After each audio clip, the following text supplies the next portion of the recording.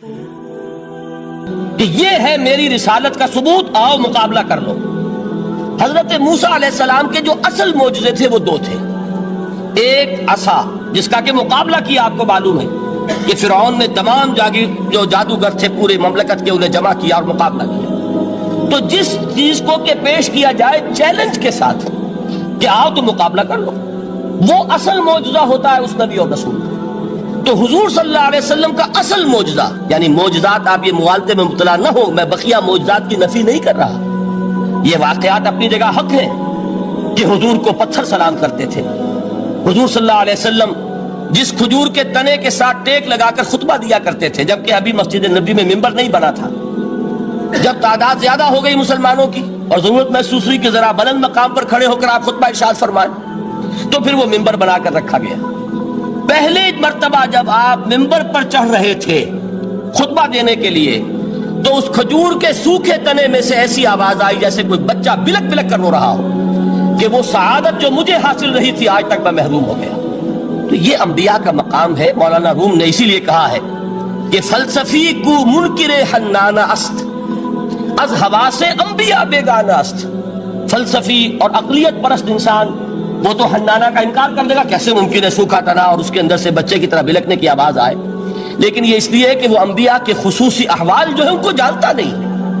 اس قسم کے خرق عادت واقعات حضور کی زندگی میں بھی بے شمار ہوئے، لیکن حضور کا وہ معجزہ جس میں تحدی کے ساتھ چیلنج کے انداز میں کہا گیا کہ آؤ مقابلہ کرو، وہ صرف اور صرف قرآن ہے۔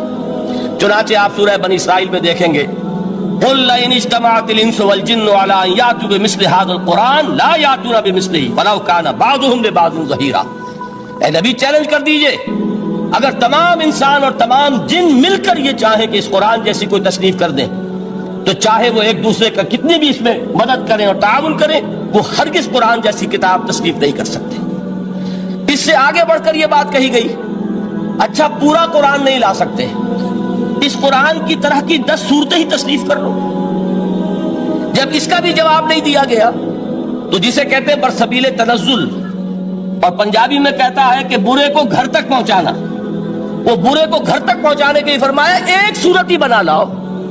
یہ سورہ ہود میں اور سورہ یونس میں یہ مضمون آیا، اور پھر سورہ بقرہ میں ہجرت کے بعد جو پہلی سورت نازل ہوئی اس میں پھر اس کو دہرا دیا گیا، وَإِن كُنتُمْ فِي رَيْبٍ مِّمَّا نَزَّلْنَا عَلَىٰ عَبْدِنَا فَأْتُوا بِسُورَةٍ مِّن مِّثْلِهِ وَادْعُوا شُهَدَاءَكُم مِّن دُونِ اللَّهِ إِن كُنتُمْ صَادِقِينَ۔ کہ اگر تمہیں کوئی شک ہے اس کتاب کے بارے میں جو ہم نے نازل فرمائی ہے، شک کیا ہوگا؟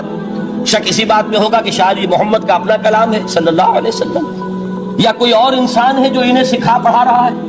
اگر تمہیں اس نوعیت کا کوئی شک ہے تو اس جیسی ایک صورت بنا لاؤ، فَأْتُوا بِسُورَةٍ مِّن مِّثْلِهِ۔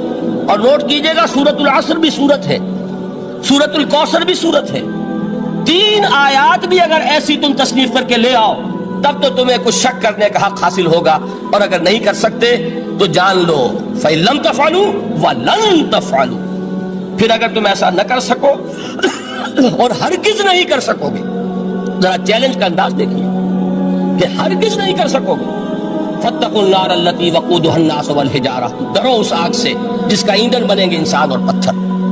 اب اس بات کو سمجھیے کہ تاریخی حقیقت ہے یہ، جس کا کوئی کافر انکار نہیں کر سکتا، کہ وہ کوئی شخص اس چیلنج کو قبول کرنے کی جرات نہیں کر سکا۔ اگر جھوٹ موٹ کو بھی کوئی کھڑا ہو جاتا اور کہتا کہ ٹھیک ہے میں نے یہ ایک صورت بنائی ہے اور میرا دعویٰ یہ ہے کہ یہ قرآن جیسی ہے، تو ایک کنٹروورسی تو پیدا ہو جاتی نا۔ کچھ لوگ چاہے کہتے کہ نہیں یہ قرآن کے سطح کی نہیں ہے، لیکن یہ کہ اس کا دعویٰ تو ہو جاتا۔ لیکن تاریخ یہ بتا رہی ہے کہ سرے سے کسی شخص نے اس کی جرات نہیں کی، اس درجے وہ قرآن سے مرعوب ہوئے۔ تو حضور کا سب سے بڑا معجزہ جو آج تک زندہ ہے، اس کو ذہن میں رکھیے، میں نے جو حضرت موسیٰ حضرت عیسیٰ کے معجزات گنوائے ہیں وہ در حقیقت ان کی اپنی ذات کے ساتھ تھے۔ ید بیضا موسیٰ کے ساتھ تھا، عصا معجزہ اس وقت تھا جب موسیٰ کے ہاتھ میں تھا، اس کے بعد کئی 100 برس تک وہ صندوق سکینہ جو ہے، تابوت سکینہ، اس میں وہ عصا رکھا رہا، لیکن اب وہ معجزہ نہیں تھا، وہ سوکھی لکڑی تھی، اس کے سوا کچھ نہیں۔ تو تمام انبیاء اور رسول کے معجزے ختم ہو گئے، وہ ان کی ذات کے ساتھ تھے۔ محمد الرسول اللہ کی رسالت دائمی ہے تا قیام قیامت، لہذا معجزہ بھی آپ کا دائمی ہے۔ وہ معجزہ آج بھی موجود ہے۔ البتہ میں ادھر ضرور توجہ دلاؤں گا کہ قرآن مجید کے اعجاز کے 3 پہلو ہیں۔ پہلا پہلو، اور زیادہ تر اسی کی طرف توجہ زیادہ ہوئی ہے، وہ ہے قرآن کی فصاحت، بلاغت، ادبیت، اس کی چاشنی۔ ظاہر بات ہے کہ اس کا شعور اور ادراک صرف عربوں کو ہو سکتا ہے، بلکہ میرے خیال میں ناراض نہ ہو اہل عرب تو آج کے عربوں کو بھی نہیں ہو سکتا۔ یہ اسی دور کے عرب، ان کی اپنی جو اس وقت کی زبان تھی، اس زبان میں فصحاء، بلغاء، شعراء، خطباء، ان کو اتنا ذوق تھا کہ وہ باقی پوری دنیا کو کہتے تھے یہ گونگے ہیں، بولنا ہمیں آتا، خطیب ہم ہیں، شاعر ہم ہیں، خطبہ ہم دے سکتے ہیں، شعر ہم کہہ سکتے ہیں، باقی سب تو عجمی ہیں، گونگے ہیں، ان کے اندر نہ فصاحت ہے، نہ بلاغت ہے، نہ ان کے کلام میں چاشنی ہے، نہ اس کے اندر کوئی شکو ہے۔ یہ دعویٰ جنہیں تھا، جب ان کے منہ بند ہو گئے قرآن کو سننے کے بعد کہ اس کلام کا کوئی مقابلہ ممکن نہیں ہے، جو ان کے سبع معلقہ کے شعراء میں سے آخری شاعر وہ ایمان لے آئے، اس کے بعد جب ان سے کہا گیا کہ اب آپ شعر نہیں کہتے، حضرت عمر نے ایک مرتبہ ان سے سوال کیا کیا بات ہے، اب آپ نے شعر کہنے چھوڑ دیے؟ تو ان کا جواب یہ تھا، اب بعد القرآن، کیا اب قرآن کے بعد بھی اس کا امکان ہے کہ کوئی شخص اپنی فصاحت اور بلاغت کا کوئی اظہار کرنا چاہے؟ یہ تو فصاحت اور بلاغت کی ایک معراج ہے کہ جس تک کہ اب کسی انسان کی رسائی ممکن نہیں۔ تو فصاحت اور بلاغت جو ہے قرآن کی اور اس کی ادبیت، در حقیقت اس کا ادراک تو ہو سکتا ہے صرف اہل زبان کو۔ ہم لوگ جو ترجموں سے پڑھتے ہیں، چاہے کتنی ہی گرامر پڑھ لیں، کتنی صرف و نحو پڑھ لیں، واقعہ یہ ہے کہ وہ جو ایک ہوتا ہے نفس پر جب انگلی آتی ہے تو جو ایک آپ کو فیل ہوتی ہے، وہ فیل ہم جو عجمی لوگ ہیں جن کی مادری زبان عربی نہیں ہے، وہ قرآن مجید کی فصاحت اور بلاغت کو اس طور سے نہیں سمجھ سکتے جیسے کہ اہل زبان سمجھ سکتے ہیں، اور خاص طور پر جیسے کہ اس زمانے کے اہل زبان نے سمجھا۔ آج چونکہ عربی زبان ویسے تو جو اس کی فصیح لینگویج ہے وہ جو کہ تو اپنی اصل پر قائم ہے، اور وہ اسی قرآن کے طفیل اور قرآن کے صدقے قائم ہے، ورنہ دنیا میں کوئی دوسری زبان نہیں ہے کہ جو 1500 برس تک اتنی پیور رہ جائے، اس میں تبدیلی آتی ہے۔ خود اردو جو ہے 300 برس کی اردو، دکن کی اردو، ذرا اس کو کبھی پڑھیے تو آپ حیران ہوں گے کہ یہ اردو زبان ہے، اور آج کی اردو کوئی اور ہے۔ یہ صرف 200-250 برس کے اندر یہ انقلاب اردو میں ہو چکا ہے۔ عربی زبان 1500 برس سے وہ قائم ہے اپنی اسی جگہ پر، اور وہ صرف قرآن کا اعجاز اور قرآن کا صدقہ ہے۔ لیکن باقی جو اصل میں بولی جانے والی زبانیں ہیں وہ بہت بدل چکی ہیں، لہذا تمام اہل عرب کے لیے بھی اب قرآن کے اس پہلو کو صحیح طور پر سمجھنا ممکن نہیں۔ قرآن کی جو اعجاز کے 2 پہلو ہیں، وہ ہے در حقیقت جو میری اور آپ کی توجہ کے خاص طور پر در حقیقت حقدار ہیں، اور ہمیں ان کی طرف توجہ کرنی چاہیے۔ بدقسمتی سے اس کی طرف عام طور پر علماء نے توجہ نہیں کی، اس کی صرف ادبیت ہی کا چرچا ہوتا ہے۔ اصل میں قرآن مجید علم انسانی کی معراج، فکر، فلسفہ، حکمت، قرآن کی ابدی حکمت، قرآن کا ابدی فلسفہ، قرآن انسانی مسائل کا جو حل دیتا ہے، قرآن نے سوشل سائنسز میں جس طریقے سے رہنمائی کی ہے، یہ 2 پہلو ہیں اس کے اعجاز کے، جس کی کہ آج ہمیں ضرورت ہے کہ ہم اس کا شعور اور ادراک حاصل کریں۔ اس کے ضمن میں خاص طور پر علامہ اقبال کا نام لینا چاہتا ہوں۔ میرے نزدیک اس دور میں قرآن مجید کے اس اعجاز اور اس کے ایک معجزہ ہونے کے لیے سب سے بڑی دلیل علامہ اقبال کی شخصیت ہے۔ وجہ کیا ہے کہ علامہ اقبال علماء کے طبقے میں سے نہیں تھے۔ ظاہر بات ہے کہ جن کا پورا جو ہے جن کی زندگی گزرتی ہو قال اللہ و قال الرسول میں، ان کے دلوں میں عظمت قرآن کی، ان کے دلوں میں حضور کی محبت، یہ تو سمجھیے کہ ہونی ہی چاہیے، ان کے شب و روز اسی میں گزرتے ہیں۔ لیکن یہ کہ ایک ایسا شخص جس کی تعلیم ہے کالجوں کی، یونیورسٹیوں کی، جس نے مشرق اور مغرب کے فلسفے کھنگال ڈالے، وہ شخص، اور وہ بھی اس دور میں جبکہ ہم پر مغرب سے مروبیت بہت شدید تھی۔ آج تو وہ مروبیت بہت کم ہو چکی ہے۔ آج تو ہمارا عام نوجوان جو ہے وہ آنکھوں میں آنکھیں ڈال کر بات کرتا ہے، اس میں خود اعتمادی ہے۔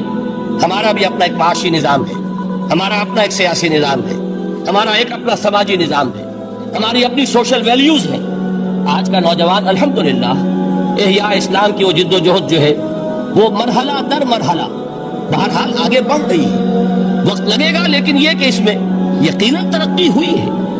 اسی کا مظہر یہ ہے کہ خود اعتمادی ہے، we have confidence. ہم جانتے ہیں کہ اسلام ایک دین ہے، مکمل دین ہے، اس کے پاس زندگی کے تمام مسائل کا حل ہے. لیکن یہ ہے آج 1985 کی بات. علامہ اقبال اس صدی کے آغاز میں گئے ہیں یورپ، جبکہ ہم محکوم تھے انگریز کے. ایک حاکم قوم کے ہاں جا کر، اس سے مروبیت کتنی شدید اس وقت تھی، جو جاتا تھا اکثر و بیشتر جو ہے واپس آتا تھا تو کھڑے ہو کر پیشاب کرنا ضروری سمجھتا تھا، اس لیے کہ اس نے وہاں پر لوگوں کو یہی کرتے دیکھا. ان کا لباس، ان کی وضاحت، ان کی تہذیب، ان کا تمدن، ہر طرح سے ان کے گن گاتا ہوا، ان کے لیے وہ بہت قصیدے جو ہیں تعریف کے کہتا ہوا آتا تھا. لیکن ایک علامہ اقبال کی شخصیت وہ ہے کہ وہ یہ خود کہتے ہیں کہ میں اس آگ میں ڈالا گیا ہوں مثل خلیل. مغربی تہذیب کے اس الاؤ میں مجھے اس طرح ڈالا اللہ نے جیسے کہ حضرت ابراہیم کو آگ میں ڈلوایا. میں اس تہذیب کے اس الاؤ کے اندر سے ہو کر آ رہا ہوں، اور میں نے یہ دیکھ لیا ہے کہ یہ تہذیب کھوکھلی ہے، اس کے اندر کوئی پائیداری نہیں ہے. نظر کو خیرہ کرتی ہے تب چمک تہذیب حاضر کی، یہ صناعی مگر جھوٹے نگوں کی ریزہ کاری ہے. اور دیار مغرب کے رہنے والوں، خدا کی بستی دکان نہیں ہے. کھڑا جسے تم سمجھ رہے ہو وہ اب زرے کا معیار ہوگا. تمہاری تہذیب اپنے خنجر سے آپ ہی خودکشی کرے گی. جو شاخ نازک پہ آشیانہ بنے گا نا پائیدار ہوگا. اب آپ اندازہ کیجئے وہ شخص جو بنیادی طور پر فلسفی ہے، فلسفے کا طالب علم، وہ جرمنی اور انگلستان میں جا کر فلسفے کھنگالنے کے بعد اسے اگر تسکین حاصل ہوئی، اس کی جو علم کی پیاس تھی اگر اسے سیری حاصل ہوئی تو صرف قرآن کے ذریعے سے. نہ کہیں جہاں میں اما ملی، جو اما ملی تو کہاں ملی میرے جرم خانہ خراب کو تیرے عفو بندہ نواز میں. یہ وہ شخص ہے آخری زندگی میں ان کا کام صرف ایک رہ گیا تھا، قرآن کی تلاوت. بڑے بڑے فلسفی ملنے آتے تھے علامہ اقبال سے ملنے، وہ سمجھتے تھے بڑی لائبریری ہوگی، جیسے بڑے وکیل اس کی لائبریری آپ کو معلوم ہے کتنی جلدیں رکھی ہوں گی، خوبصورت جلدیں بنی ہوئی، ایسے ہی کوئی بڑا فلسفی، بڑا پروفیسر، اس کی سٹڈی، اس کی کتابیں بڑی مروب کن ہونی چاہیے. لیکن علامہ اقبال کے ہاں سب کتابیں اٹھوا دی تھی، صرف ایک کتاب رہ گئی. اور سید نذیر نیازی کا نام آپ نے سنا ہوگا. انہوں نے جب یہ گواہی دی ہے، یہ واقعہ شاید آپ کے علم میں نہ آیا ہو، یہ بہت اہم واقعہ ہے. وہ یہ لکھتے ہیں کہ میں نے ایک مرتبہ علامہ سے پوچھا کہ کچھ لوگ اعتراض کرتے ہیں یا یہ خیال ظاہر کرتے ہیں کہ آپ نے اپنا فلسفہ خودی نیٹشے سے لیا ہے، کوئی کہتا فلاں سے لیا ہے، کوئی کہتا فلاں سے لیا ہے، کچھ آپ خود بتا سکیں گے کہ آپ کے فلسفہ خودی کی سورس کیا ہے؟ تو علامہ نے کہا کہ اچھا کل فلاں وقت آ جانا تو میں تمہیں لکھوا دوں گا، ڈکٹیٹ کرا دوں گا. تو سید نذیر نیازی کہتے ہیں کہ میں بہت خوش ہوا کہ یہ سعادت میرے حصے میں آ رہی ہے کہ علامہ اقبال خود مجھے تحریر کرائیں گے کہ میرے فلسفے کی سورس کیا ہے، میں نے کہاں سے اخذ کیا ہے. دوسرے روز وہ گئے، حاضر ہوئے، بڑے ہی ارمانوں کے ساتھ پینسل اور کاپی لے کر بیٹھے. علامہ نے فرمایا ذرا قرآن مجید نکال لاؤ. وہ قرآن مجید لائے، حیران ہوئے، یہ فلسفے کا سورس مجھے ڈکٹیٹ کرانے چلے تھے، یہ قرآن مجید کہہ رہے. کہا کہ ذرا سورۃ الحشر اس کا آخری رکوع، وَلَا تَكُونُوا كَالَّذِينَ نَسُوا اللَّهَ فَأَنسَاهُمْ أَنفُسَهُمْ أُولَٰئِكَ هُمُ الْفَاسِقُونَ. اے لوگوں، ان لوگوں کے مانند نہ ہو جانا جنہوں نے اللہ کو بھلا دیا تو اللہ نے انہیں اپنی خودی سے غافل کر دیا، اپنے آپ سے بیگانہ بنا دیا. یہی ہے لوگ جو فاسق ہیں. علامہ نے کہا میرے فلسفے کی سورس یہ میں آپ کو بتانا چاہتا ہوں. اس معنی میں کہتا ہوں کہ اس دور میں علامہ اقبال کی شخصیت کو میں اعجاز قرآن کا سب سے بڑا مظہر سمجھتا ہوں. ایک شخص 20ویں صدی عیسوی کی شخصیت، اور پھر یہ کہ وہ کہیں مسجد اور کسی مدرسے کے ماحول میں پلا بڑھا نہیں ہے، بلکہ اسکولوں اور کالجوں میں اور یونیورسٹیوں میں، اور صرف ہندوستان میں نہیں، انگلستان اور جرمنی کی یونیورسٹیوں میں رہا، جس نے اپنا لوہا منوایا ہے. وہ شخص اگر یہ کہتا ہے کہ میرے لیے فکر کی بنیاد، میرے فلسفے کی سورس، میری تمام سوچ کی رہنمائی جو ہے وہ اس کتاب نے کی ہے، تو معلوم ہوا کہ واقعتاً یہ قرآن مجید آج بھی معجزہ ہے. یہ بات تو ہوئی فلسفے اور فکر کے اعتبار سے. دوسرا پہلو جو اپلائیڈ پہلو ہے، اس دور کے اعتبار سے وہ اہم تر ہو گیا ہے. انسان کے لیے جو پیچیدہ تمدنی مسائل ہیں، سیاسی مسائل کو کیسے حل کیا جائے، معاشی مسائل کا حل کیسے ہو، سماج میں توازن کیسے ہو، مرد اور عورت کے درمیان توازن کیسے ہو. ہوتا کیا ہے، یا عورت بھیڑ بکری کی طرح کی ملکیت بن جاتی ہے. ہمارے ہاں اردو میں جو اس کا محاورہ ہے کہ جوتی کی نوک، یہ اس کی حیثیت ہو جائے گی، یا دوسری طرف عورت کلوپیٹرا بن کر قوموں کی قسمتوں سے کھیلے گی۔ دنیا میں یہ دو انتہائیں ہوئی، کہاں نقطہ عدل کہاں ہے؟ کیسے بیلنس جو ہے اسٹرائک کیا جائے، مردوں کے حقوق اور فرائض اور خواتین کے حقوق اور فرائض، اس میں صحیح ترین ایکویشن ہے کیا؟ اسی طریقے سے فرد اور اجتماع، فرد اور ریاست، یا تو یہ کہ انسان کی انفرادی آزادی اتنی جا رہی ہے، مادر پدر آزاد، جس کا مظہر یہ ہے کہ آج انگلستان میں دو مرد بھی میاں اور بیوی کی حیثیت سے رہ سکتے ہیں، قانون تسلیم کرے گا ہسبینڈ اینڈ وائف، ان کو وہی حقوق حاصل ہو، یہ ہے وہ آزادی۔ اور یا پھر یہ ہے کہ جو روس میں ہے یا دوسرے ممالک میں ہے کہ آزادی بالکل ختم، اور معلوم ہوا کہ ایک ٹوٹلیٹیرین سوسائٹی ہے، مستبدانہ نظام۔ ان کے درمیان نقطہ عدل کہاں ہے؟ اسی طرح سرمایہ اور محنت، اگر ذرا سا سرمایہ کو چھوٹ ملتی ہے وہ مزدور کا خون چوستا ہے اور اس کا حق اس کو نہیں دیتا۔ اقبال نے بہت خوبصورت انداز میں کہا ہے کہ خواجہ از خون رگے مزدور سازد لال ناب، از جفائے دہ خدایا کشت دہ کا نا خراب، انقلاب انقلاب انقلاب۔ ایک طرف سرمایہ دار ہے جو مزدور کی رگوں میں سے خون نچوڑ کر سرخ شراب کا پیمانہ لے کر بیٹھا ہوا ہے، وہ در حقیقت مزدور کا خون ہے جو پی رہا ہے۔ ایک طرف وہ زمیندار اور جاگیردار ہے جو کاشتکار کا خون جو ہے چوس رہا ہے۔ تو یہ انتہا ہے، اور یا یہ ہے کہ اگر ذرا آپ مزدور کو یا اس کارکن کو تھوڑا تحفظ دیجئے تو وہ کام نہیں کرتا۔ ہمارے ہاں پچھلے دور میں یہی ہوا تھا، میں یہ برملا کہتا ہوں، آج بھی آپ کے سامنے کہہ رہا ہوں کہ بھٹو نے واقعہ یہ ہے بہت بڑا کارنامہ سر انجام دیا تھا۔ اس نے مزدور کو ایک سیلف ریسپیکٹ دی تھی، کاشتکار کو اپنی عزت کا احساس دیا تھا کہ میں بھی انسان ہوں، میرے بھی حقوق ہیں، لیکن نتیجہ اس کا نیگیٹو نکلا، مزدور نے کام کرنا چھوڑ دیا، معیشت کی گاڑی ختم ہو گئی۔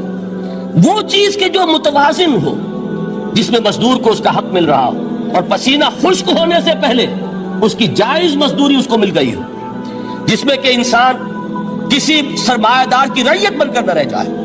دوسری طرف یہ کہ سرمایہ کے لیے بھی جو اس کا صحیح ہے کہ اس کو انسینٹیو ملے، وہ میدان میں آئے، اس کے اندر رسک لینے کے جو ہے وہ صلاحیت پیدا ہو۔ ان دونوں چیزوں کو کیسے متوازن کیا جائے؟ واقعہ یہ ہے کہ یہ ہے وہ پیچیدہ مسائل جن کا حل قرآن میں ہے۔ ہماری بدقسمتی کیا ہے کہ ہم نے خود ان چیزوں کے لیے دوسروں کے سامنے جھولی پساری ہوئی، ہم دوسروں سے بھیک مانگ رہے ہیں۔ ہمارا حال کیا ہوا تھا اس صدی کے شروع میں؟ مصطفیٰ کمال پاشا نے جب ترکی میں اسلام کے آئلی قوانین بھی منسوخ کیے، نوٹ کیجئے اس کو، یہ اسی صدی کے وہ صدمے ہیں جو ہم نے اٹھائے ہوئے ہیں، اور گاہے گاہے باز خواہی قصہ پاری نہ رہا، تازہ خواہی داشتن گر داغ ہائے سی نہ رہا۔ اس صدی میں کیا نہیں ہوا؟ عربوں کی ریوولٹ ترکوں کے خلاف، ان کے پیٹھ میں جو خنجر گھونپا، اور ایک انگریز، ایک کرنل لارنس کی وہ ساری شرارت، اس کے نتیجے میں ایک عظیم مملکت عثمانیہ، سلطنت عثمانیہ، دی گریٹ آٹومان امپائر، اس کے چیتڑے اڑ گئے، اور اس کے بعد وعدے کیے تھے عربوں سے کہ ہم تمہیں حکومت دیں گے۔ ہوا کیا کہ ان کے چھوٹے چھوٹے ٹکڑے کیے اور تقسیم کر لیے، مغربی سامراج کا دور شروع ہو گیا۔ اس کا ایک رد عمل مصطفیٰ کمال پر اس درجے شدید ہوا، اس نے ہر چیز جس کا تعلق عربوں سے تھا اس کو ختم کر دیا، ملک بدر کر دیا۔ عربی میں اذان نہیں ہوگی، عربی میں نماز نہیں پڑھی جائے گی، اور اسی کے ضمن میں یہاں تک گیا کہ فیملی لاز بھی، رومن لاز جو ہے وہ نافذ کیے۔ تو یورپ کے اخبارات نے اس وقت یہ طنز کیا تھا مسلمانوں پر، یہ مسلمان عجیب قوم ہے، کہتے یہ ہے کہ ہمارے پاس دنیا کا بہترین ضابطہ ہے، بہترین قانون ہے، ہمارے قانون سے بہتر کسی کا قانون نہیں، اور حال یہ ہے کہ فیملی لاز کے لیے بھی یہ ہم سے بھیک مانگ رہے ہیں، ہم سے وہ قوانین لے کر اپنے ہاں نافذ کر رہے ہیں۔ آج بدقسمتی سے اکثر و بیشتر مسلمان ممالک کا حال یہی ہے، آج ہم ان سے بھیک مانگ رہے ہیں، کہیں جمہوریت کی بھیک ہے، کہیں سوشلزم کی بھیک ہے، کہیں کسی اور سماجی نظام کی بھیک ہے، کہیں مرد اور عورت کی کامل مساوات کا ایک نظریہ ہے، شانہ بشانہ چلنے والا فلسفہ ہے، جو خالص مغرب کی تہذیب کی ایک بھیک ہے جو مانگی جا رہی ہے۔ کاش کہ آج قرآن کے اس اصل اعجاز کی طرف، جو اس کا اصل معجزہ اس دور کے لیے، میں نے عرض کیا کہ اعجاز قرآنی کا وہ معجزہ کہ وہ فصاحت اور بلاغت کی معراج ہے، وہ یا تو اپریشیٹ کر سکتے ہیں اہل عرب، اور اہل عرب میں سے بھی حقیقت میں وہ جو قدیم جاہلی شاعری کے جاننے والے ہیں جو بہت کم رہ گئے اب، وہ جان سکتے ہیں کہ جب قرآن نازل ہوا تو کیوں زبانیں گنگ ہو گئی تھی، کیوں کوئی ایک شخص جھوٹ موٹ کو بھی مدعی بن کر نہیں آ سکا کہ یہ میں نے قرآن کی جیسی ایک کتاب یا قرآن جیسی ایک سورت یا قرآن کی طرح کے چند جملے میں نے موضوع کر دیے ہیں۔ لیکن دوسرا پہلو ہے فکر اور فلسفہ، اس کے اعتبار سے جس کا سب سے بڑا ثبوت اس دور میں علامہ اقبال، اور تیسرا پہلو ہے Islamic social sciences, political science, economics, sociology. اس میں جو کچھ قرآن نے دیا ہے، جو آج بھی انسان کی رہنمائی کے لیے بہترین نظام ہے، اس نظام کو ہم سمجھے، اسے دنیا کے سامنے پیش کریں، تب در حقیقت قرآن مجید کا اعجاز سامنے آئے۔ یہ دو پہلو تو میں نے عرض کیے ہیں کہ جو کسی غیر مسلم کو بھی نظر آئیں گے۔ قرآن کا پریزروڈ ہونا، اس کی انٹیگریٹی، اوتھینٹسٹی، یہ چیزیں وہ ہے کہ جو سب نے مانی۔ قرآن کے ذریعے تاریخ انسانی کا عظیم ترین انقلاب برپا ہونا، یہ وہ بات ہے کہ جو کسی اندھے کو بھی دیکھنی پڑتی ہے۔ اس حقیقت کا اعتراف دشمن کو بھی کرنا پڑتا۔ میں یاد دلا دوں آپ کو، ایچ جی ویلز، آپ نے نام سنا ہوگا، سائنٹیفک فکشن میں اس کا بڑا اونچا مقام ہے، لیکن اس نے تاریخ نسل انسانی پر بھی دو کتابیں لکھی، a short history of the world اور a concise history of the world. Concise history of the world میں وہ شخص حضور کے ذکر پر جب آتا ہے تو میں صرف ذکر کر رہا ہوں، نقل کفر نہ باشد، اس نے حضور کی شخصیت پر بڑے رقیق حملے کیے ہیں، بڑے گھٹیا حملے کیے ہیں۔ حضور کی خاص طور پر تعدد ازدواج کا جو معاملہ ہے، یہ کڑوی گولی ان کے حلق سے اتر نہیں سکتی، اس لیے کہ ان کا آئیڈیل ہے حضرت مسیح اور حضرت یحییٰ، جان دی بیپٹسٹ اینڈ جیسس آف نزارت۔ ان دونوں نے ایک شادی بھی نہیں کی، تجرد کی زندگی بسر کی، لہذا ایک شادی بھی ان کے نزدیک گھٹیا فعل ہے۔ تو حضور نے تو کی ہیں 11 شادیاں، 11 نکاح کے۔ یہ جو کڑوی گولی ہے یہ ان کے حلق سے نیچے نہیں اترتی، اس لیے میں انہیں معذور سمجھتا ہوں۔ تو اس نے اس پہلو سے تو بڑے حملے کیے، لیکن خطبہ حجۃ الوداع کے وہ جملے جو ہے تاریخی، پورے کے پورے اس نے کوٹ کیے، لا فضل لعربی علی عجمی ولا لعجمی علی عربی ولا لأحمر علی اسود ولا لأسود علی احمر الا بالتقوی کلکم بنو آدم آدم من تراب۔ کسی عرب کو کسی عجمی پر کوئی فضیلت نہیں، کسی عجمی کو کسی عرب پر کوئی فضیلت نہیں، کسی گورے کو کسی کالے پر کوئی فضیلت نہیں، کسی کالے کو کسی گورے پر کوئی فضیلت نہیں سوائے تقوی کے۔ تم سب کے سب آدم کی اولاد ہو اور آدم مٹی سے بنائے گئے تھے۔ یہ الفاظ لکھ کر کہتا ہے کہ جہاں تک human fraternity, equality and freedom, تین الفاظ نوٹ کیجئے، انسانی حریت، انسانی مساوات، انسانی اخوت، کہتا ہے جہاں تک ان تین چیزوں کے واز ہیں، سرمنز کا تعلق ہے، وہ تو دنیا میں پہلے بھی بہت کہے گئے۔ عیسائی ہونے کے باوجود خاص طور پر نام لیتا ہے جیسس آف نزارت۔ سرمنز تو حضرت مسیح کے ہاں بھی بہت مل جائیں گے کہ تمام انسان برابر ہیں، سب کو بھائی بھائی ہونا چاہیے، سب انسان آزاد ہیں، تمیز بندہ و آقا فساد آدمیت ہے۔ لیکن وہ کہتا ہے کہ یہ ماننا پڑتا ہے تاریخ انسانی میں پہلی مرتبہ ان اصولوں پر ایک انسانی معاشرہ قائم کیا محمد نے صلی اللہ علیہ وسلم۔ یعنی حضور کے ساتھ یہ معاملہ ایمپٹی سلوگنز کا نہیں، یہ صرف واز نہیں ہے، یہ صرف سرمنز نہیں ہے، یہ ایمپٹی سلوگنز نہیں ہے۔ He translated these things into actuality۔ ایک حقیقت، ایک واقعہ کی شکل دی ہے محمد نے صلی اللہ علیہ وسلم۔ وہ معاشرہ پیدا کیا جس میں انسانی اخوت، انسانی مساوات اور انسانی حریت، یہ تینوں اقدار بتمام و کمال موجود تھی۔ یہی وجہ ہے اس صدی میں نوٹ کیجئے، گاندھی جی، موہن داس کرم چند گاندھی، جس کو آج پوری دنیا میں تسلیم کیا جاتا ہے، عالم عرب میں بھی مہاتما گاندھی کی بڑی عزت ہے۔ پنڈت نہرو کا کسی زمانے میں استقبال ہوا تھا ریاض میں، تو ہمیں بہت غصہ آیا تھا کہ مرحبا برسول السلام، welcome to the prophet of peace, یہ الفاظ تھے کہ جن سے پنڈت نہرو کا استقبال ہوا تھا۔ غصہ ہمیں بہت آیا، یہ رسول کا لفظ استعمال کر دیا انہوں نے۔ بعد میں ہم نے سوچا بھائی رسول کے معنی ان کے ہاں ایلچی کے ہیں، تو انہوں نے اس کو اپنی جو بھی غلطی میں سمجھا یا صحیح سمجھا، اس کو چھوڑ دیجئے، میں کوئی سیاسی گفتگو نہیں کرنا چاہتا۔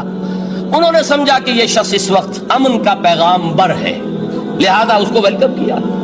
بہرحال گاندھی جی کا جہاں تک معاملہ ہے، آپ کے علم میں ہے کہ پوری دنیا میں اس شخص کی عظمت کو تسلیم کیا گیا ہے۔ हमारा मामला हिंदुस्तानी मुसलमानों का मामला ये दूसरा है।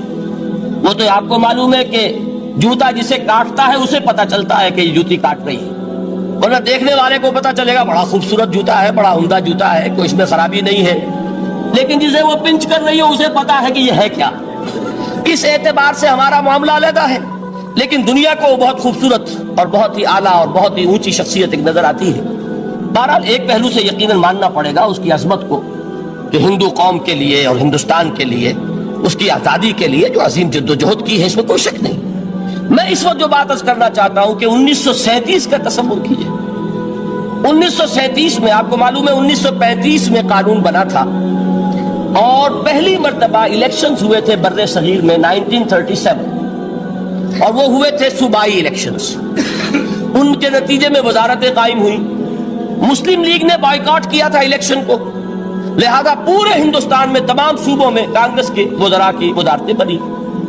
हरिजन अखबार में एक मकाला लिखा था गांधी जी ने उस वक्त, जिसमें कि उन कांग्रेसी वज़रा के सामने नसीहत के अंदाज में ये बात रखी थी कि आज जबकि आप लोगों को इख्तियार मिल रहा है और हुकूमत, ये पहली इंस्टॉलमेंट थी जो अंग्रेजों ने दी थी हमें, सेल्फ रूल या होम रूल की पहली इंस्टॉलमेंट थी, तो जो भी तुम्हें इख्तियारात मिल रहे हैं इसमें मैं तुम्हारे सामने हजरत अबू बकर और हजरत उमर की मिसाल रखता हूं। ये है वो बात कि जादू वो जो सर चढ़ कर बोले। अरबी में कहते हैं अल-फज़्लु मा शहिदत बिहिल आदा, असल फजीलत वो है जिसका कि दुश्मन एतराफ करे। महात्मा गांधी अगर एतराफ कर रहा है कि तारीख इंसानी की अजीम तरीन शख्सियतें हुकूमत की सतह पर वो अबू बकर और उमर हैं, तो अबू बकर और उमर किस दरख्त के फल हैं? वो शजर तैयबा, शजर नबूवत है कि जिसके फल है अबू बकर और उमर, जिनको तरबियत दी है मोहम्मद ने सल्लल्लाहु अलैहि वसल्लम। तो मालूम हुआ कि ये चीजें वो हैं कि जिसका लोहा आज दुनिया मान रही है। लिहाजा हमें कुरान मजीद के एजाज के पहलू से इन एतबारात से खुद भी तवज्जो करनी चाहिए और दुनिया को भी उधर मुतवज्जे करना चाहिए। अब मैं तबर्रुकन 3 मकामात से मैंने आयात पढ़ी हैं। कुरान मजीद की अजमत का वो इदराक और शऊर जो हमें हो सकता है, हम वो कि जो कुरान को मानते हैं अल्लाह का कलाम, हम उस बुनियाद पर समझे कि अल्लाह ने अपने कलाम की क्या मदह की है। और नंबर 2 ये फारसी का एक मिसरा है कि कदरे गौहर शाह दानत या बेदानत गौहरी, हीरे जवाहरात की कदर कीमत या बादशाहों को मालूम होती है जो उनमें खेलते हैं, और या ये कि जौहरी को जो उनका कारोबार करता है, जानता है, पहचान है, परखता है। आम आदमी को क्या पता, उसके हाथ में अगर कोई आप हीरा रख दें, वो समझे शायद को कोई कांच का टुकड़ा, उसे उसके अंदर कोई फर्क महसूस नहीं होगा। कदरे गौहर शाह दानत या बेदानत गौहरी के हीरे जवाहरात जो है उनकी कदर कीमत का अंदाजा या बादशाहों को होता है या जौहरी को होता है। तो कुरान मजीद का अजमत का सही इदराक या अल्लाह को है या मोहम्मद रसूलुल्लाह को है सल्लल्लाहु अलैहि वसल्लम। बाकी जो कुछ दुनिया देखती है वो तो वो जाहिर का एक पहलू है, वो तारीखी हकायक है जो मैंने आपके सामने रखे। बाकी कुरान मजीद की अजमत का कोई सही इदराक हो सकता है या वो अल्लाह ताला की जुबानी और या होगा मोहम्मद रसूलुल्लाह सल्लल्लाहु अलैहि वसल्लम के फरामीन की रूह। इसीलिए मैंने 3 जगह से आयात पढ़ी हैं। एक मकाम से सूरह रहमान की इब्तदाई 4 आयात, सूरह यूनुस की 2 आयात, सूरह हश्र की 1 आयत, और 3 अहादीस नबवियां हैं जिनका मैंने जिक्र किया है, इसलिए कि तीसरी जो है वो बहुत तवील हदीस है, वो पूरी मैं इस वक्त नहीं पढ़ सकता था। उसके सिर्फ इब्तदाई और आखिरी कलिमात मैंने इस वक्त आपको सुनाए। मैं थोड़ी सी तशरीह उनकी करूंगा ताकि कुरान मजीद की अजमत का जो नक्श मेरे और आपके कल्ब पर होना चाहिए वो सही दर हकीकत इन आयात और अहादीस की रोशनी में हमारे दिलों पर कायम हो जाए। देखिए, कुरान मजीद की अजमत ये कलाम है। इसकी कलाम की अजमत का पहला पहलू है मुतकल्लिम की अजमत के एतबार से। अरबी में कहा जाता है कि कलामुल मुलूक मुलूकुल कलाम है। बादशाहों का कलाम कलामों का बादशाह होता है। बादशाह जब गुफ्तगू करेगा मालूम होगा शाहाना अंदाज है। एक कोई भिखारी गुफ्तगू करेगा या कोई गुजरा गुफ्तगू करेगा, सब्जी फरोश करेगा, कोई मछली फरोश करेगा, हर एक का पता चल जाएगा कि कौन बोला। वो जिसको कहते हैं कि दांत बाजी राग पाया। 2 जुमले कोई शख्स बोलेगा पता चल जाएगा कितने पानी में है, इसके इल्म का, फजल का, तहजीब का, तमद्दुन का क्या मेयार है। इसलिए कि कलाम जो है दर हकीकत मुतकल्लिम की पूरी शख्सियत की अक्कासी करता है। اس کا مقام کیا ہے، اس کا مرتبہ کیا ہے، اس کے ذہن کی بلندی کیا ہے، اس کے فکر کی گہرائی کیا ہے، اس کے افق ذہنی کی وسعت کیا ہے، اس سب کا اندازہ ہوگا کلام سے۔ تو اب یہ کلام ہے اللہ کا، معلوم ہوا کہ اللہ کی صفات کا ایک کامل عکس قرآن مجید میں موجود ہے۔ یہ بات سمجھیے، اس کو قرآن نے کس طرح بیان کیا؟ یہ وہ لطیف حقائق ہیں جن کے لیے قرآن مجید تمثیل کا پیرایا اختیار کرتا ہے۔ اب سورہ حشر کی تمثیل کیا ہے؟ لو انزلنا هذا القرآن على جبل، اگر ہم نے اس قرآن کو کسی پہاڑ پر اتار دیا ہوتا، لرأيته خاشعا متصدعا من خشیت اللہ، تم دیکھتے اس پہاڑ کو کہ اللہ کی خشیت سے دب جاتا اور پھٹ جاتا۔ وَتِلْكَ الْأَمْثَالُ نَضْرِبُهَا لِلنَّاسِ لَعَلَّهُمْ يَتَفَكَّرُونَ، اور یہ مثالیں ہیں جو ہم لوگوں کے لیے بیان کرتے ہیں تاکہ وہ تفکر سے کام لیں، غور و فکر کریں۔ اگر میں اور آپ قرآن کی عظمت سے واقف نہیں ہوں گے، اس بات کو نوٹ کر لیجئے، تو میں اور آپ اپنا وقت کیسے صرف کریں گے اس کے لیے؟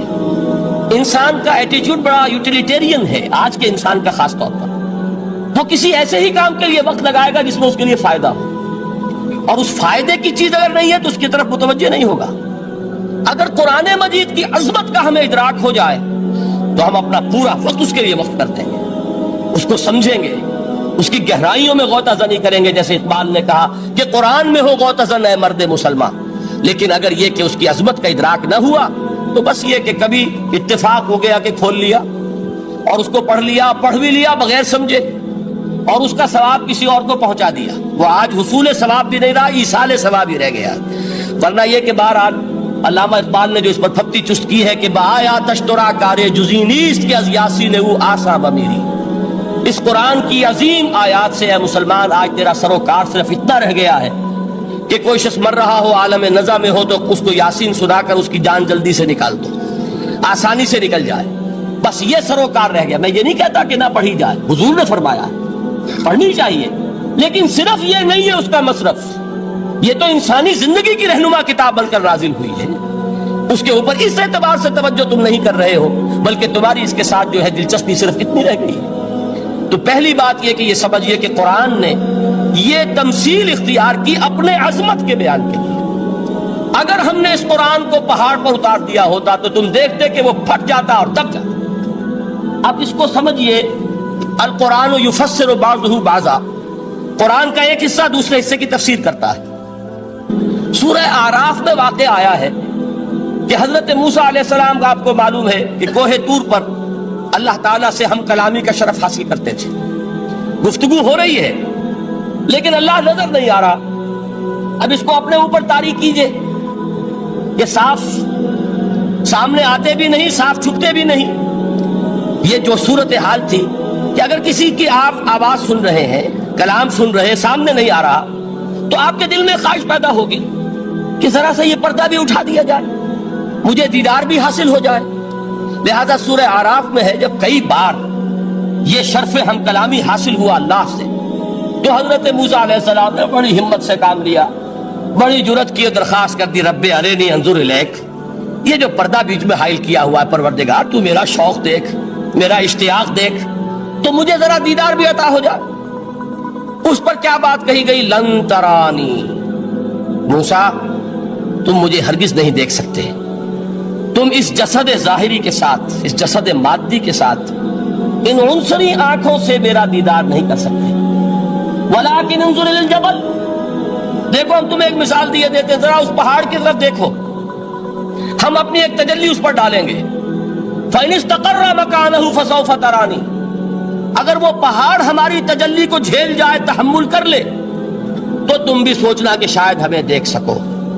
اس کے بعد ہوا کیا؟ فلما تجلی ربہ للجبل جعلہ دکا وخر موسیٰ صعقا، جب اللہ تعالیٰ نے پہاڑ پر اپنی ایک تجلی ڈالی تو وہ پہاڑ جو ہے پھٹ گیا، اور موسیٰ، اب دیکھیے براہ راست تجلی موسیٰ پر نہیں ہے، یہ انڈائریکٹ مشاہدہ ہے تجلی ربانی کا کہ جو پہاڑ پر ہوئی ہے، اور پہاڑ کی جو کیفیت ہوئی ہے اس کے مشاہدے سے حضرت موسیٰ بے ہوش ہو کر گر گئے۔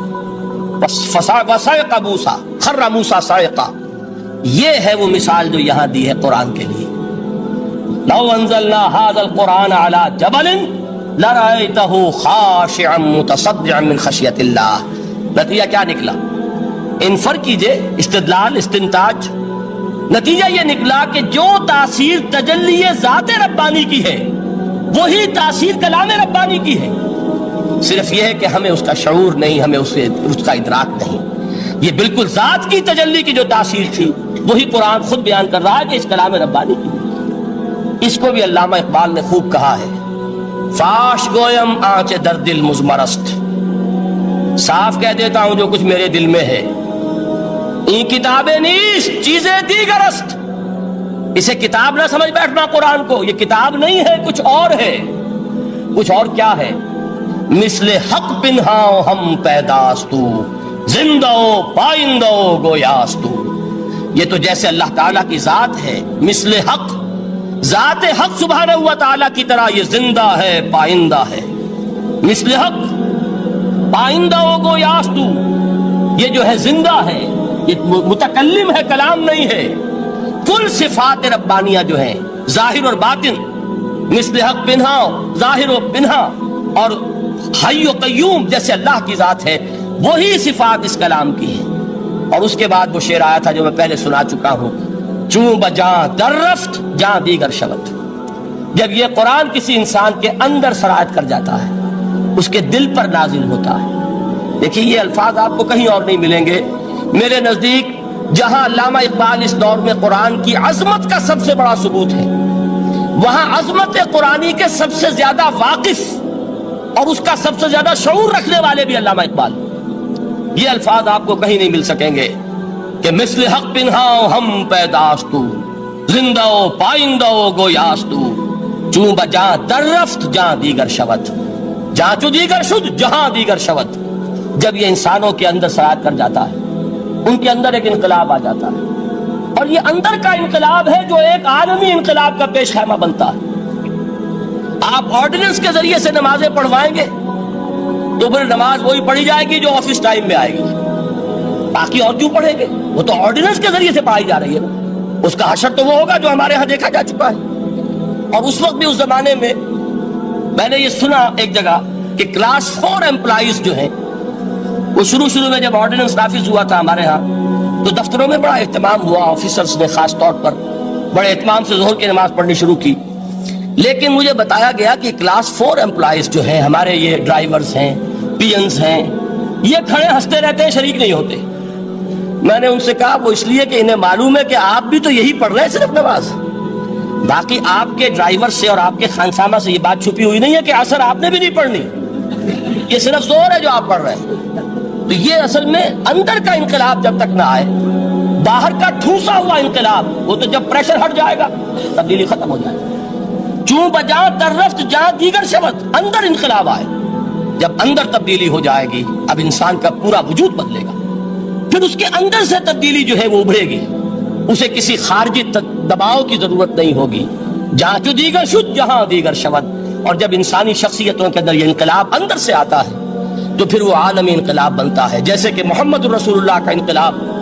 واقعہ یہ ہے کہ اگر جوش کانسپیریسی، عبداللہ ابن سبا کی سازش اگر کامیاب نہ ہو گئی ہوتی اور مسلمانوں کے اندر آپس کا اختلاف اور سرپھٹول نہ ہو جاتا، جو حضرت عثمان کی شہادت، پھر حضرت علی کی شہادت رضی اللہ تعالی عنہما، اور حضرت علی کی دوران خلافت یہ آپس کے جو جنگیں ہوئی، جنگ جمل، جنگ صفین، جنگ نہروان، اگر یہ نہ ہوئی ہوتی تو جس سپیڈ کے ساتھ اور رفتار کے ساتھ انقلاب محمدی کی توسیع ہو رہی تھی علی صاحب الصلاۃ والسلام، کوئی طاقت دنیا میں نہیں تھی۔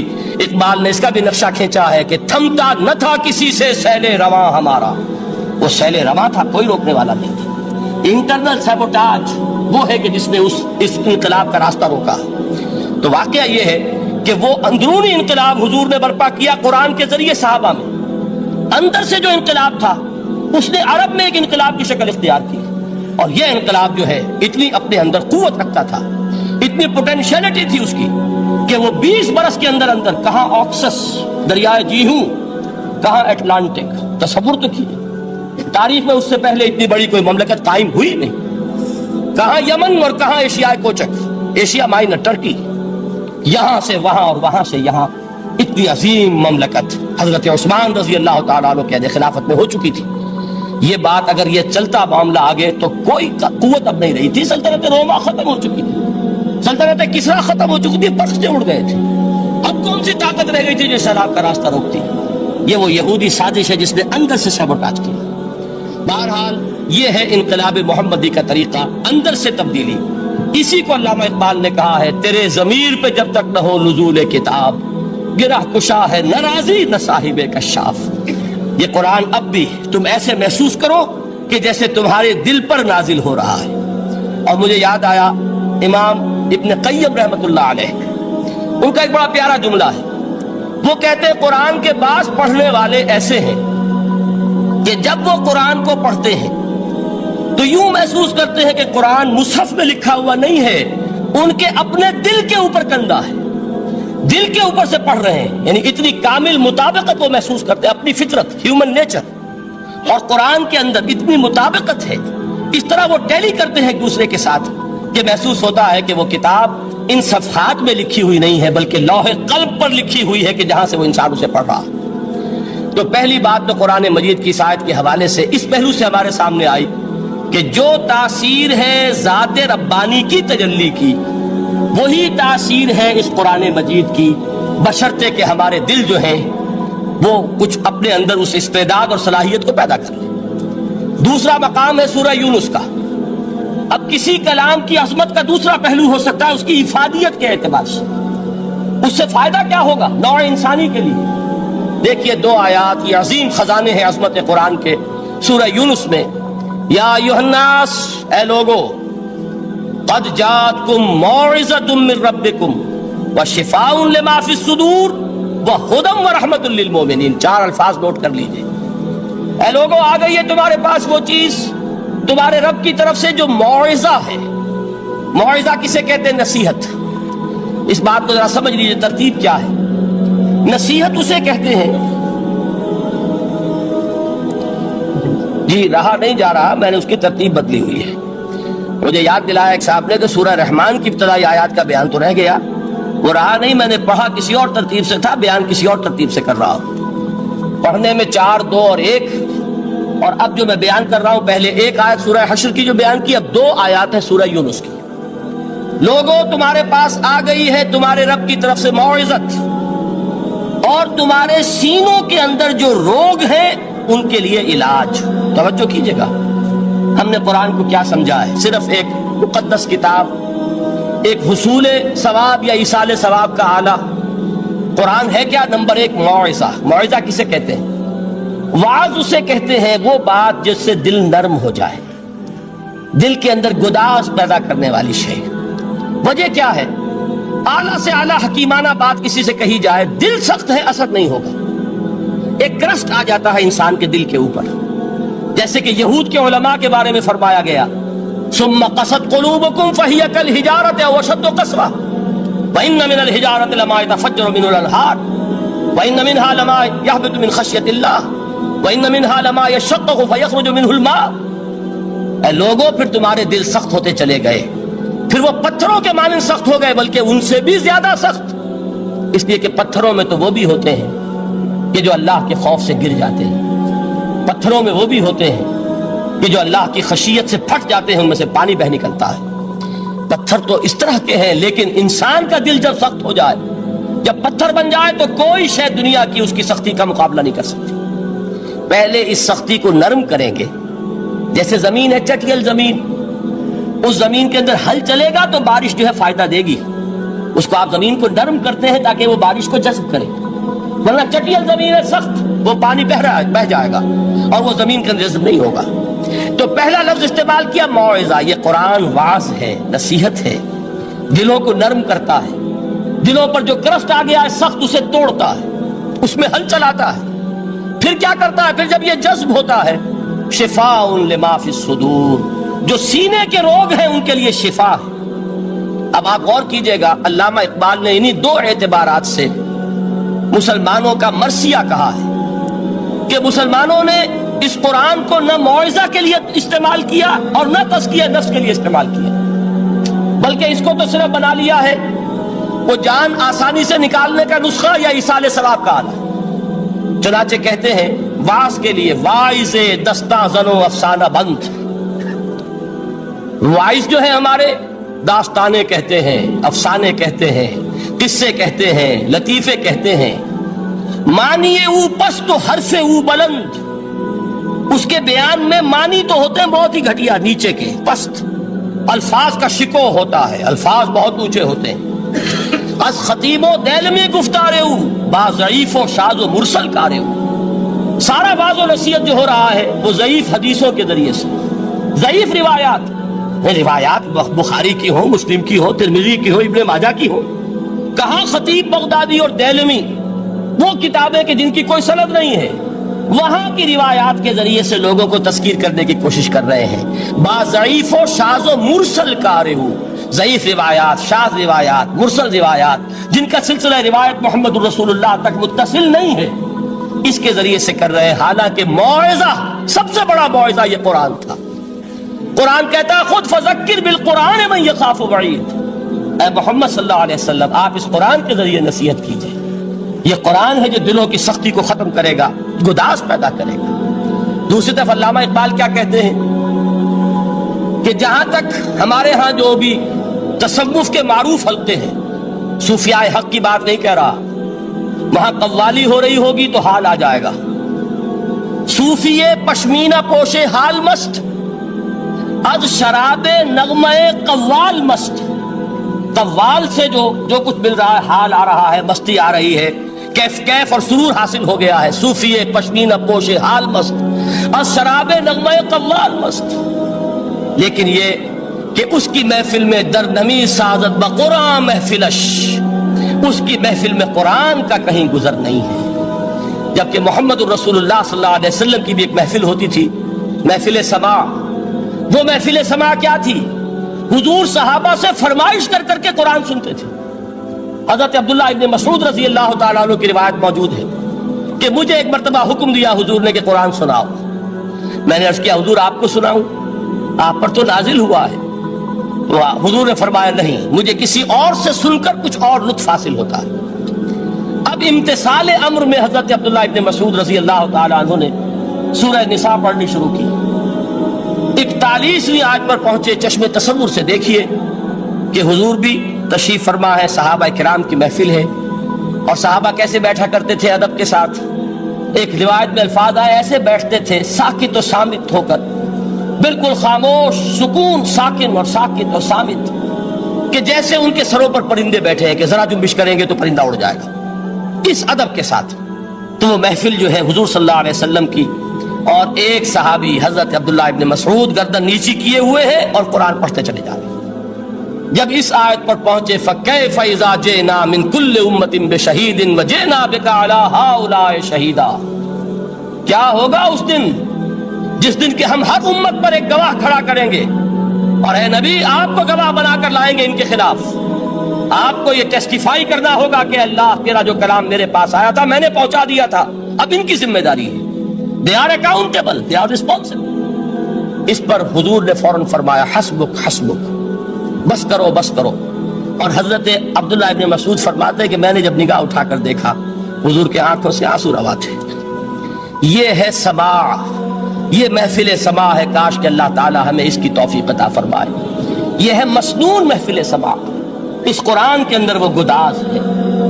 آیا کہ نہیں 7ویں پارے کی بالکل آغاز میں وَإِذَا سَمِعُوا مَا أُنزِلَ إِلَى الرَّسُولِ تَرَىٰ أَعْيُنَهُمْ تَفِيضُ مِنَ الدَّمْعِ مِمَّا عَرَفُوا مِنَ الْحَقِّ يَقُولُونَ رَبَّنَا آمَنَّا فَاكْتُبْنَا مَعَ الشَّاهِدِينَ. تو یہ ہے دوسری چیز کہ در حقیقت تزکیہ نفس کا ذریعہ یہ قرآن ہے. سینوں میں جو روگ ہیں، حب دنیا، حب مال، حب شہرت، حب اقتدار، جس کو کہ ایڈلر کہتا ہے دی ارج ٹو ڈومینیٹ، میرا غلبہ ہو، میرا تسلط ہو، میں نمایاں ہو جاؤں، میری حکومت بن جائے، اختیار میرے ہاتھ میں آ جائے، دی ارج ٹو ڈومینیٹ. یہ ساری ارجز ہیں ہماری در حقیقت جس سے فساد رونما ہے. یہ حب مال ہے جس کی وجہ سے ہمارے اندر تنافس ہے. الہاکم التکاثر حتی زرتم المقابر. یہ کثرت اور بہتات کی طلب تمہیں غافل کیے رکھتی ہے یہاں تک کہ قبروں تک جا پہنچتے ہو. آنکھ انسان کی کھل نہیں پاتی. جس کے پاس 10 نسلوں کے لیے کھانے کو موجود ہے، اس کی بھی حرص جو ہے اور مزید کا لالچ جو ہے وہ ختم نہیں ہوتا. یہ چیزیں ہیں اصل روگ. ان دلوں کے روگوں کا اور سینوں کے اندر کے ان امراض کا علاج قرآن. یا ایھا الناس قد جاءتکم موعظۃ من ربکم وشفاء لما فی الصدور. اب جب یہ دو چیزیں ہو جائیں گی, اب تیسرا لفظ ہے ہدن. ہدایت بیکار ہے جب تک دل میں گداز نہ ہو. ہدایت بیکار ہے جب تک کہ نیت درست نہ ہو. کوئی شخص بڑا عالم ہے لیکن اپنے علم کو اس نے ذریعہ بنایا ہے دنیا کمانے کا, تو در حقیقت یہ قرآن اس کے حق میں ہدایت نہیں ہے, اس کے حق میں عذاب خدا بندی کا ذریعہ بن رہا. حضور نے خود فرمایا القرآن حجت لک او علیک. یہ قرآن یا تمہارے حق میں حجت ہے یا تمہارے خلاف حجت بنے گا قرآن کے قیامت کے دن. اس لیے کہ ایک شخص اس کو دنیا کمانے کا ذریعہ بنا رہا ہے, ایک شخص اس کو شہرت کے حصول کا ذریعہ بنا رہا ہے, ایک شخص علم کو ذریعہ بنا رہا ہے دنیا میں نمایاں ہونے کا, اپنی تعریف کا. حضور نے فرمایا کہ قیامت کے دن سب سے پہلے 3 افراد کا معاملہ پیش ہوگا عدالت خدا بندی میں. ایک وہ جو بڑا عالم سمجھا جاتا تھا, اس سے بڑا علم پھیلا. دوسرا وہ جو بہت صاحب ثروت تھا, اس نے بہت خیرات کے کاموں میں پیسہ لگایا. تیسرا وہ جو دنیا میں شہید سمجھا جاتا تھا کہ اللہ کی راہ میں جنگ کرتے ہوئے جان دے دیا. اللہ ان تینوں سے جو اس کو نعمتیں دی تھی ان کا ذکر کر کے پوچھے گا کہ میں نے تمہیں یہ دیا, تمہیں یہ دیا, تمہیں یہ دیا, تم کیا کر کے لائے؟ وہ شہید کہے گا کہ اللہ میں نے تیری راہ میں جنگ کی اور اپنی جان دے دی تاکہ تو راضی ہو جائے. اللہ فرمائے گا کذبتا, تو نے جھوٹ بولا. انک قد قاتلت لان یقال جریء, تو نے تو یہ جنگ اس لیے کی تھی کہ کہا جائے کہ بڑا جری ہے, بڑا بہادر ہے. یہ لوگوں سے بہادری کے تمغے لینا تمہارا مقصود تھا. وقد قیل, وہ کہا جا چکا ہے, اب یہاں تمہارے لیے کچھ نہیں. اور فرشتوں کو حکم ہوگا اور وہ اوندے منہ اس کو گھسیٹتے ہوئے جہنم میں جھونک دیں. دنیا میں شہید سمجھا جا رہا ہے, آخرت میں جہنمی. یہی حال اس عالم کا ہوگا, یہی حال اس دولت مند کا ہوگا. تم نے یہ علم پھیلایا تھا کہ تمہارے علم کا چرچا ہو جائے, تمہاری شہرت ہو جائے, لوگ تمہاری دستبوسی کرنے لگیں, لوگ تم سے جھک کر ملیں. وہ دنیا میں ہو گیا, تمہارا مطلوب مل چکا, تمہارا مقصود حاصل ہو چکا, اب یہاں کچھ نہیں. تو جان لیجئے کہ جب تک دلوں کے روگ درست نہ ہو, علم بیکار ہے, ہدایت قطعاً غیر مفید ہے. پہلے دلوں کا کرشٹ اترے, اس کی سختی دور ہو, یہ ہے موعظہ. دلوں کے اندر سے حب جاہ, حب دنیا, حب مال نکلے, یہ ہے تزکیہ. شفاء لما فی الصدور, اب ہدایت خدا بندی. اب راستہ آپ دیکھیں گے اور اس راستے پر چلیں گے. یہ ہدایت جو ہے دنیا میں, یہی آخرت میں رحمت کی شکل میں ظاہر ہوگی. جنہوں نے اس قرآن کی ہدایت سے فائدہ اس دنیا میں اٹھایا, آخرت میں رحمت خدا بندی کی بدلیاں ان پر سائے کریں. ایک حدیث میں تو باقاعدہ الفاظ آئے ہیں کہ سورہ بقرہ اور سورہ آل عمران یہ 2 بدلیوں کی صورت میں ظاہر ہوں گی میدان حشر میں, اور ان لوگوں پر سایہ کریں گی کہ جن کو ان سے بڑی محبت تھی. یہ 4 الفاظ نوٹ کر لیجئے اسی ترتیب کے ساتھ.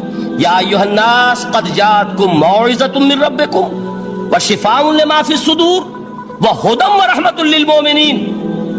قل بفضل اللہ وبرحمتہ, اے نبی کہہ دیجئے یہ اللہ کا بڑا فضل ہے, لوگوں سمجھو. اس کی بڑی رحمت کا ظہور ہوا ہے اس قرآن کی شکل میں. اس کی رحمت کا مظہر عدم قرآن ہے, اس کے فضل کا سب سے بڑا ثبوت قرآن ہے. فبذالک فلیفرحوا, اس پر انہیں خوشیاں منانی چاہیے. اترانا ہے تو اس پر اترائیں کہ اتنی بڑی دولت ہمارے پاس ہے, اتنا بڑا احسان ہے جو اللہ نے ہم پر کیا ہے. فبذالک فلیفرحوا هو خیر مما یجمعون,